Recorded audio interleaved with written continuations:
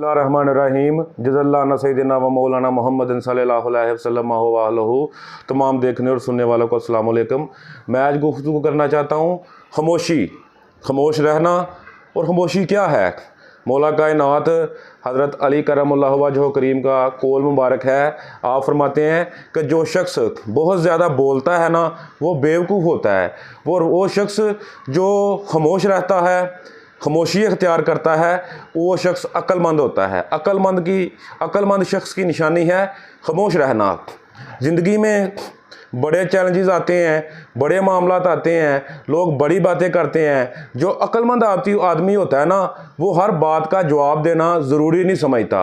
और ज़िंदगी में ये ज़रूरी भी नहीं होता कि आप हर बात का जवाब दें। अगर कोई शख्स आपके ऊपर तनकीद करता है या कोई बात करता है, अच्छी बात करता है, बुरी बात करता है, आपको चाहिए कि जो बड़ा आदमी होता है, जिसके बड़े ख्वाब होते हैं, जिसने बड़ा बनना है, वो आदमी खामोश रहता है और खामोशी इख्तियार करता है। क्योंकि खामोशी या बोलना एक ऐसी चीज़ है कि ये ज़ुबान ही है कि जो इंसान को तख्त पे बिठाती है, और ये ज़ुबान ही है जो तख्तादार पे चढ़ाती है। इसलिए अपनी ज़ुबान के ऊपर कंट्रोल रखो। ये ज़ुबान ही इंसान के लिए सब कुछ है। और अगर आप, क्योंकि जो शख्स बहुत ज़्यादा बोलता है ना, वो किसी भी महफिल में चला जाए ना, वो किसी दूसरे की नहीं सुनता। उसकी सिर्फ एक ही कोशिश होती है अपनी सुनाना, दूसरे की नहीं सुनना। वो बहुत ज़्यादा बोलता है। और जो शख्स बहुत ज़्यादा बोलता है ना, वो नालायक भी कह सकते हैं, उसको कम अक्ल भी कह सकते हैं। और जो खामोश और जो काबिल और ज़हीन आदमी की निशानी है कि वो दूसरों की सुनता है ज़्यादा और खुद कम बोलता है, और दूसरों की सुनता है और सीखने की कोशिश करता है। ये एक अक्लमंद आदमी की निशानी है। और ये दुनिया की बातों की तरफ मत जाएं। ये दुनिया जो है ना, ये आपको बातें करेगी। दुनिया को कुछ प्रूव करने की ज़रूरत नहीं है कि आप क्या हो, आप क्या करने वाले हो, आप क्या कर रहे हो। इस दुनिया को कुछ भी प्रूव करने की ज़रूरत नहीं है। ये इस दुनिया के साथ तल्लक रखना, इसकी कोई ज़रूरत नहीं है। दुनिया से तल्लक की कोई ज़रूरत नहीं। तल्लक रखना है तो सिर्फ अल्लाह ताला की ज़ात के साथ तल्लक रखो। अल्लाह के सामने गिड़गिड़ा कर रोया करो, इबादत किया करो, और इबादत के दौरान अल्लाह से तल्लक रखो और अल्लाह से बातें करो। अल्लाह ही देने वाला है। क्योंकि जब मुश्किल वक़्त आता है ना, तो आपका साया भी साथ छोड़ जाता है। अगर मुश्किल वक़्त में आपके साथ कोई होता है, कोई रहता है, कोई आपका साथ देता है, तो वो सिर्फ एक ही ज़ात है, वो अल्लाह ताला की। उसके अलावा कोई भी मुश्किल वक़्त में आपका साथ नहीं देगा। जब आप कामयाब होंगे तो दुनिया आपके इर्द गिर्द घूमेगी, आपके पीछे काफिलों की तरह चलेगी। लेकिन जब आप नाकामी में होंगे, मुश्किल वक़्त में होंगे, कोई भी आपके साथ खड़ा नहीं होगा। वो अल्लाह की ज़ात है। इसलिए अल्लाह के साथ तल्लक बनाए, दुनिया के साथ तल्लक बनाने की कोई ज़रूरत नहीं है।